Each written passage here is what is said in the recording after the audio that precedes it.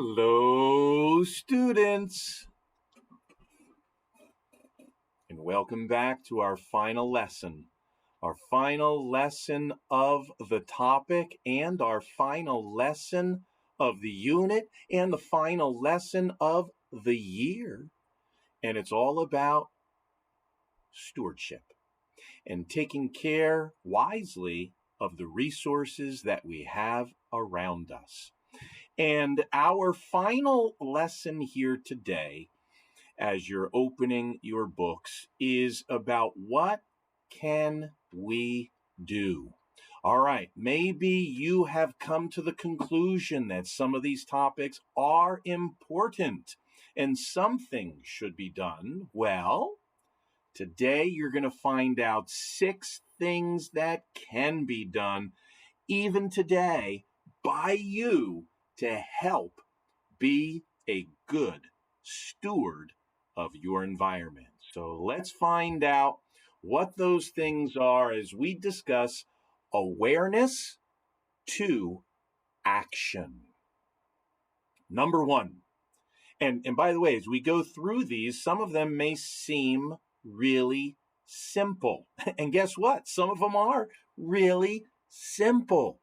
But if you do and practice some of these things and everyone else practices these things, then as a species, we become better stewards. And it makes a major impact on the environment at large if we all do our own individual part.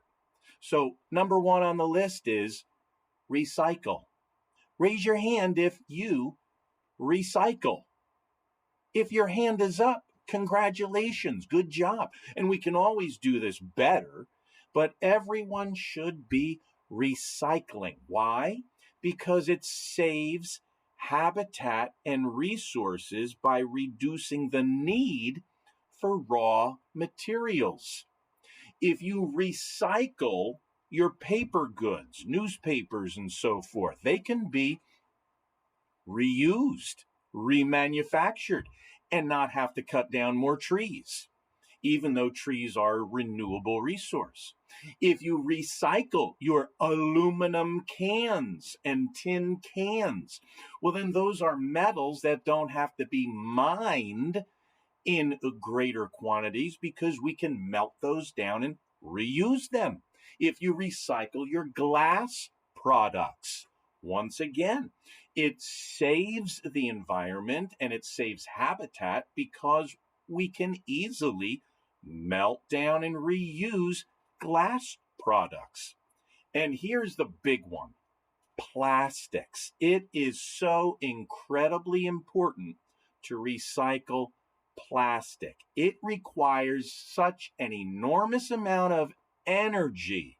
And I mean that both in the literal and figurative sense. Energy from the standpoint of, well, strictly energy, heat energy and so forth, but energy as far as effort in obtaining the petroleum products that plastics are manufactured from. If we recycle as much as possible with the plastic we produce, which is unbelievable, the amounts of plastic that we produce, not only are we saving energy by having to remanufacture plastics from scratch, but we are also saving habitat. There have been so many recent studies being done in marine environments, ocean environments, even at the very bottom of the ocean floor, which we have recently returned to take pictures of. Even in the depths of the ocean, we are now seeing plastics and microplastics affecting ecosystems tens of thousands of feet deep in the ocean. And it is killing species. It is destroying habitats.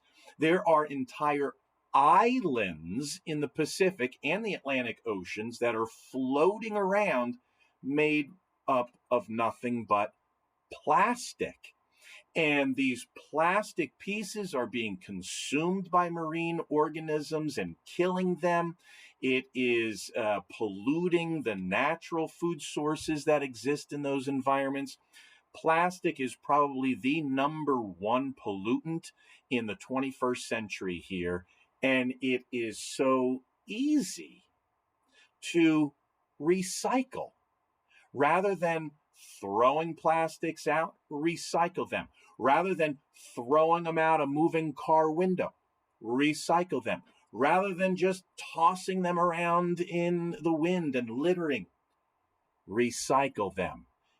The life you may be saving may be your own. Remember the lessons we learned from biodiversity. Okay, so recycle, recycle, recycle. Number two is reduce. Minimizing the use of energy and resources lowers our impact. What exactly does this mean? Well, let's see if I can think of an example. Reduce it. Uh, do we really need a new plastic cup every time we go to get a drink at a party? Or could you write your name on it and keep it and hold on to it and use the same cup over and over again? After all, you don't have to squish it and destroy it after each drink. Use it over and over again. Imagine if millions of people saved their plastic cup. It would reduce the need to make new plastic cups, and as a result, would lessen our need to tap into that resource. So reduce it. Recycle, reduce, and moving on. Number three, refuse. This has become rather popular these days, and again, it is relatively easy to do. Don't support destructive practices like poaching or acquiring exotic pets. Or, as this poster says, just say no to plastic bags. Plastic bags. Have you ever been to a mall, a supermarket, where have you, or what have you, and the number of plastic bags that are left lying around in a parking lot end up blowing in the wind, getting into a water source, and looking like a jellyfish in the ocean, and having sea turtles swallow them and choking to death. You know, sea turtles can't read the warning labels that are printed on plastic bags for humans, telling them that it's not a toy and is not for food. Don't play around with this near your mouth. Sea turtles can't read those messages. And so when they're floating around in the water, they look like food to them, and they end up choking to death. And this is multiplied by millions. It's not just one solitary sea turtle in the world somewhere. It's not, a famous character from a famous Disney movie. It is real life. Many states are now starting to actually ban plastic bags. Some states like California, Hawaii, and I think some on the East Coast are starting to do this now. Coastal states are banning the use of plastic bags and requiring you to use recyclable cloth bags or use paper bags in order to avoid this destructive practice of just throwing out plastic bags. And you can do this yourself by saying no thank you for plastic. I'll bring my own recyclable cloth bag with me when I go shopping. And guess what? Most stores actually give you a refund for doing that. Yeah, it may only be a few cents a purchase, but hey, we're trying to encourage a greater awareness to action. Exotic pets. Here's a big one that might, upset some of you. But different states have different laws on what types of exotic animals you are legally allowed or not allowed to possess. Check out this map here. I'll make reference to this one here, okay? The red states are those that ban the private ownership of exotic animals. Our state of New Jersey bans private ownership of exotic animals. What are exotic animals? Animals that you can't buy in a pet store. If you can't buy an animal in a pet store, chances are it's probably exotic. If you have to go to a different state to buy it, chances are it's probably illegal to possess it in your own state. Think about that. The blue ones, the blue states, which include Nevada, Wisconsin, North and South Carolina, and Alabama, are those that have no statute regulating private possession of exotic animals. Interesting. The yellow states are those that ban the private ownership of some exotic animals, but not others. And purple states here are those that require the owner of an exotic animal to get a license or a permit. Now, notice the different colors on this map. What that means is there's no uniform law against exotic animals. People cross state lines all the time in order to acquire animals that their own state prohibits. I'm not promoting that practice, by the way. In fact, it is an illegal practice. Did you know that even in the state of New Jersey, it's illegal to own a turtle without a specialized permit? And there are reasons for that. In a densely populated state like ours, turtles can carry a dangerous bacteria called salmonella, which can kill people, especially young children. And so many laws are enacted to protect people. But exotic animal laws are really enacted to protect the animals. For instance, large cats. There are people in the country that own lions and tigers legally. Now, do you really think that's a good idea? I know it's been popularized on social media, but do you really think it's a good idea to keep some of these exotic animals confined in cages rather than allowing them to contribute to the gene pool in their natural environment? Monkeys, primates, apes, should we really keep them as pets? I'm just asking these questions. You think about it. Bears? We have plenty of wild bears around here. Why would you want a pet bear? There are certain animals, these wild exotic animals, that were not ever meant to be domesticated. And they should be in their natural environment, contributing to the natural gene pool of their species in order to help their own populations stay healthy. Holding on to them as trophy pets in order to become popular with neighbors or YouTube channels, I think is not a good and wise use of that biological resource. That's my opinion. All right, so moving right along, number 4. Number 4, support. You can support companies and organizations that promote good stewardship. This is like the opposite of number 3. Number 3, refuse. You can I just lost the word I was thinking. Protesting something and not doing it. I can't think of the word there, but you know what I mean.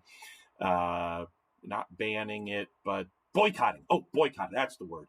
So number 3 is like boycotting a product for certain reasons. Number 4 is you can support certain products for certain reasons or certain companies. Like I know of, I've heard of another YouTuber that likes to go save the turtles and promotes the use of metal straws. Hey, think about it. Using metal straws, you can clean it out, use it over and over and over again your entire life. You could use one straw instead of disposing thousands and thousands of straws per person in your lifetime. Every time you go to a restaurant or fast food place and you take a straw and plastic straw and use it, and then you throw it out. Well, that's got to go somewhere, and it goes into the environment ultimately. So, supporting companies and organizations that promote good stewardship is a positive way that you can put awareness to action. Number 5, you can share. Share your opinions with companies and legislators. Your word, your opinion matters more than you think. It is incredible how powerful your opinion can be, especially if you share an opinion with many other people. Companies will respond. If there is a company that is practicing poor stewardship and you get enough people to put their awareness to action and sharing their opinions on social media, almost guaranteed that company will change its ways in order to not lose all of their customer base. Likewise with legislation. History is chock full of examples, in this country at least, where we live in a representative democracy where public opinion matters. Things like this matter. So if you get people who are aware of a situation and then they act upon it by sharing their opinion with their legislators who represent them will be encouraged to write laws to either promote or prevent certain practices from happening in order to promote better stewardship. And this goes not only with stewardship, but other things as well. So share your opinion with others. Even as a minor, you're not old enough to vote yet, perhaps, you can still share your opinion and persuade parents and other adults into being aware enough to take action themselves. So you have a very powerful voice. Use it for good. And that brings us to number 6, which totally ties into number 5, and that is spread the word to others. So we've got our 3 R's and our 3 S's: recycle, reduce, refuse, support, share, and spread. These are some simple ways that we can put awareness into action and cause some real positive change. And sometimes change is a good thing. So I hope you've taken some of these ideas to heart, and these are very important things that we can all remember, no matter how young or how old. Some of them are simpler than others, but if we all do our part, we can all, as a species, become a better steward of the resources entrusted to us on planet Earth. And so, with those deep thoughts in mind, I'm going to say for now, bye bye.